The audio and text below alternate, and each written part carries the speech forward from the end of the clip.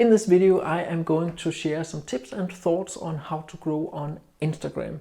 This video is also a response video, or at least an extension video to Nigel Danson's video from last week. So if you haven't watched that one, definitely check it out. He has lots of great tips on Instagram. So the reason why I am standing in my kitchen is because for a long time I have wanted to make a video which is called something along the lines of Instagram versus the wall, but I cannot talk for 10 minutes about whether or not you should choose to make photos for your wall or for Instagram.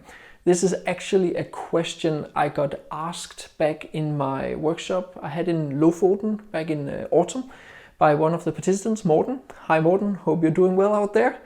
And he asked about how to grow on Instagram, and as the teacher and douche I am, I answered him with another question, which were whether or not it actually made sense for him to grow on Instagram, or what was the purpose for him to grow on Instagram.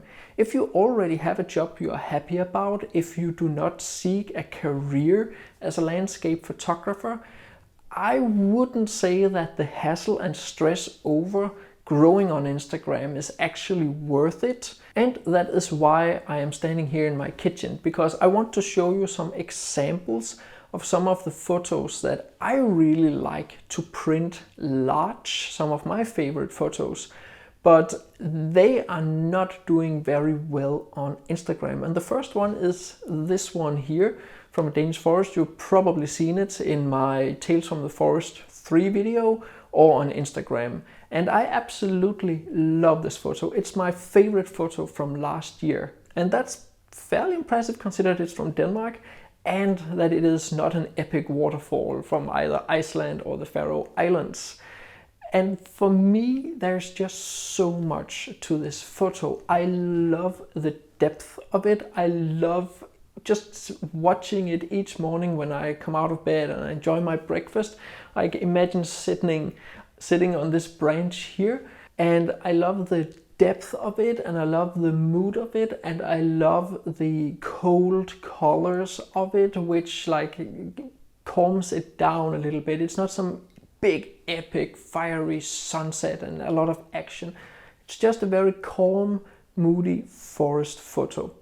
And if you follow me over here, you can see here in the background, I have a couple of other photos that I really love. So the first photo here is from Death Valley, and it's a panoramic photo of the dunes, as you can see. And panorama photos, this is 16:9, usually don't do very well on Instagram. Just what Nigel talked about, the format does actually have something to say about whether or not your photo is being engaged with on Instagram. The photo is also fairly soft. It doesn't have that punch you in the face immediate response or reaction. So it is a photo that for Instagram doesn't really work that well, but for my wall I absolutely love it. Arguably I would say that the frame is probably a little bit too thick and massive, and maybe actually takes a little bit away from the photo itself. But besides that, I really love this photo. So the other photo is this one here from the Faroe Islands, and it is very dark. It's basically only this strip of light here, which is actually worth looking at, but all this negative space makes this entire scene so much more dramatic because it is so dark. So it makes the light parts stand out even more, but it does not take up a lot of space when it comes to Instagram. And yet again, it doesn't have that kick you in the face response when you see it. So what these two photos both have in common is that for me they are great memories. They mean something for me. But obviously the responses I have to this, because I was there, I was standing there in this hailstorm, is not what other people experienced. This is something I cherish, some moments I cherish from the US and from the Faroe Islands that I share with my girlfriend. And that's the first thought or first tip I want you to take away from this. that, as you can see on my photos here, they don't drag too much attention. They're visually beautiful for me, they evoke some emotions in me, some great memories, but they don't have that immediate kick you in the face reaction, which works really well on Instagram. So think about if you are taking photos for your wall or for some fine art reasons, or if you are taking photos specifically designed for Instagram that are supposed to make you grow, because those two things might not always overlap. So the second tip I want to share is, of course, what photos actually work for Instagram. And there are a lot of different things you can mix and match, but the first thing you really need to think about is that the photo has to have that immediate response where people actually tap it twice and like the photo, because that's what you want. So within a very short time span, you need to catch the viewer's attention. And when it comes to attention, contrast works. A simple yet highly dramatic composition works. Colors tend to work, but if you do apply the contrast part, you can do the same with black and white photos. It's something people connect with. So a lot of iconic places like the Eiffel Tower, Big Ben in London, Skógafoss in Iceland, which is the famous waterfall, or Kirkjufell, again, the super famous mountain. There is just that response to see something that you recognize. If we go down through some of the most popular photos that I have on Instagram, the first one I want to show here is this one here from Brúarfoss. And obviously when we look at the photo, it's super simple, but it's also highly dramatic because this very blue color of the water, which it is blue, but I have pushed it a little bit in post-processing, stands out a lot. And we do have a nice color combination to this orange light bleeding in from the top. So it's a highly dramatic photo that just like pushes the viewer straight in the face. And then we of course have probably one of, if not the top 3 at least, most popular photos I have on Instagram. This one here from Kirkjufell. And Northern Lights photos tend to do pretty good. It's not given anymore, but especially if you have something like the Northern Lights circling around the top of an iconic mountain. Very simple color palette. It's a night photo. Night photos also tend to do fairly good. Milky Way photos, Northern Lights photos, and so forth. But as long as you keep it simple and highly dramatic, it works really well. And if we continue down, you can see this photo here from Háifoss, also Iceland. Very simple waterfall, just straight down, and then we just have this explosion of colors in the sky. Yes, I did push the colors a little bit in post-processing, and again, it works really well for Instagram. This is by no means one of my favorite photos.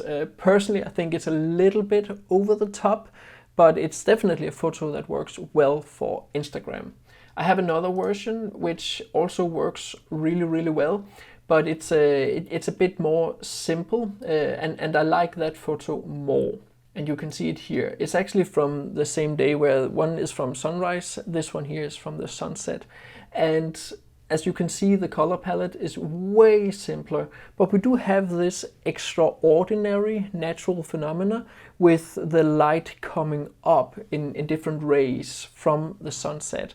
And that is also something that is valued on Instagram. As long as you have something contrasty and you have a simple scene, then extraordinary natural phenomena are usually also rewarded, just such like the blue water in the first photo I showed. So that was the second tip and thought. You have to hit the viewer in the face with the photo. So the third tip and the third thought is that yes, vertical format tend to work really well because it takes up more of the screen. It's how we use our phones, just what Nigel said. But you can certainly make some powerful horizontal photos too. And I want to show you a few of mine that works really well on Instagram. So the first one here is this one from Stocksness also. Besides the very beautiful color palette, we really have this beautiful warm sunrise colors. We have, again, a very simple scene, but I would say that it's probably the colors, the interaction between the pinks and purples and the greens in the grass here in front, and then the iconic mountains there in the background.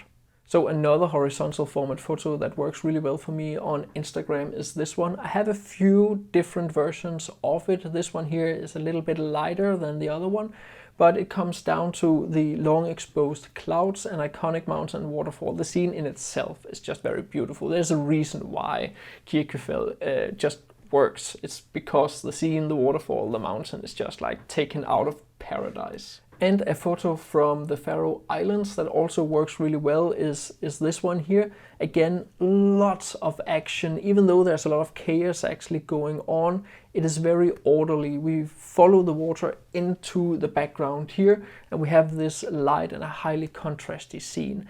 So even though that you do usually want to crop vertically and have a 4x5 or 5x4 format, then make sure that you also have the other things going on with high contrast, a crazy scene, that something extraordinary is going on. Calm scenes tend to do less good than dramatic scenes. So the fourth tip is to make sure that you sharpen your photos within Instagram itself, the app itself. There's no reason to sharpen like crazy in Photoshop.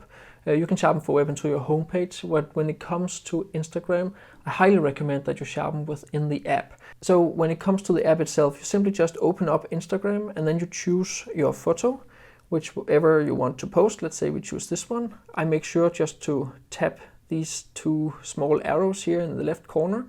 I press next. You can see I have the Danish version. And then I go to edit, and then I go all the way over to the side, choose sharpness, and then I just increase the sharpness. How much the individual photo can take differs a little bit, but you can actually push the sharpness quite extensively in this app without it looking completely destructive. And that ought to give a much better impact. So be sure to sharpen your photos within the Instagram app before you post them. So the last tip, fifth tip, is about how to grow on Instagram itself. When you have your photo and you have put it up, what then? So first and foremost, a lot of people disagree or agree about the use of hashtags. You have to use hashtags. Hashtags is how people find your photos in a random way. So you might not want to use big hashtags like landscape photography or road trip or whatever. Something like that. Everybody uses that when they're out. So use some more focused hashtags that actually describe your photo better. Combine that with hashtags to the different Instagram hubs. There are lots of hubs that you can follow. It has a certain theme, like forest magic. They show a lot of forest photos. So if you are a woodland photographer, you might want to get featured on their channel. They have their own hashtag, and if you use that hashtag, your photo is being added to a list. Not a lot of other people go and check that list, but those who have that hub will check that list. There's no reason to mention them with an ad, but use the hashtag instead, and then they will go through it, and if your photo stands out and works for their theme and their hub, there's a big chance that they might feature your photo. Not a big chance, there's a chance that they might feature your photo. So a second way to actually be seen on social media is to be social. Instagram is an old social media. There is a lot of competition in there. But if you are social, if you actually reach out to people, you don't have to do it in direct messages each time. Just write them, engage with other people's photos, become part of a community, both on Instagram, but maybe also in Facebook groups and so forth. These things, and that's kind of also the third tip here, takes time. You cannot just take what you think is your greatest pictures, put them on Instagram, and hope that people come running and praises you for your photos. That's not how it works. You have to give more than you receive. You have to be on and be social. If you're not social, there's no reason to use social media, because unless you have the best photos in the world that people actually really want to see, or if you're just making photos that everybody else does, then you're not really bringing something new into the landscape photography community. Make sure that you take some photos that you yourself enjoy, some good quality photos with a hint of originality to them too. So I just want to finish off with some do's and don'ts on Instagram. First and foremost, don't reach out to people and ask them to follow you. Personally, I get 5 to 10 of those messages a day, which means that if I had done that, followed people back just because they asked for it, I would follow 10,000 people by now, and my entire feed would just be filled with all sorts of random stuff. Never ever do like for like. Never ever do follow for follow. If you do follow for follow and you ask people to follow you back out of sympathy because you are brand new to photography and to Instagram, then people don't follow you because they care about your content. Then people follow you just because you follow them, and nobody really gives a shit about each other's content, which kills the engagement on that content. So on social media, never ever buy followers. Never ever use follow for follow tactics. It doesn't work. It will bite you in the ass in the long run, and you might kill your Instagram or even YouTube or TikTok or whatever else you use down the road.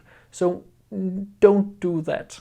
Also, don't reach out to people and ask for them to review your photos, especially not people with a big following.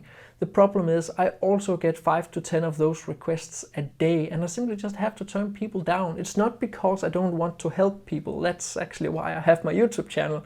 I usually push people towards my YouTube channel if they actually want to learn. But I cannot sit and spend my entire day reviewing photos. I simply just don't have the time for it. So find yourself, as I've said plenty of times on YouTube, find yourself a group of people and photographers that you trust, that you look up to, that you can exchange experiences with, who can help each other to grow. That is way better than just reaching out to random people.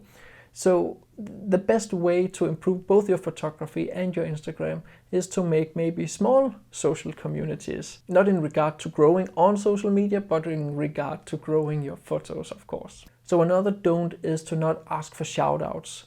Unless you have the best profile or feed on Instagram ever, a shout out won't work, because people won't follow you just because I say, hey, this guy is super good. It destroys my reputation to judge photos, and you won't benefit from it because people won't follow you just because someone says that your photos are good. People can judge that by their own eyes if they like it or not. So a shout out doesn't work. So the reason why I shout people out is because I feel that they deserve it. They have proved themselves that they are really, really great photographers, and I think they deserve a clap on the back, and I think that they can actually gain a little bit from me shouting them out to my audience. But what I also see is that each time I shout someone out, I get 10 to 20 requests for shout outs. And that is honestly holding me back from shouting people out who deserves it, because I don't want to say no to people. I don't want to spend time telling people how this works. So hopefully I don't come off as arrogant when saying this, but it's just how Instagram and social media works. It just is important that you follow a general human codex. Like you wouldn't run over to some random people and ask them for all sorts of benefits and use them for your gain. So if you enjoyed this video and you think you benefited from it, I would highly appreciate both a like and a comment. And if you want to have some tips on how to make these dramatic photos, be sure to watch my video up here about how to actually make those ultra wide angle dramatic photos that works so well on Instagram.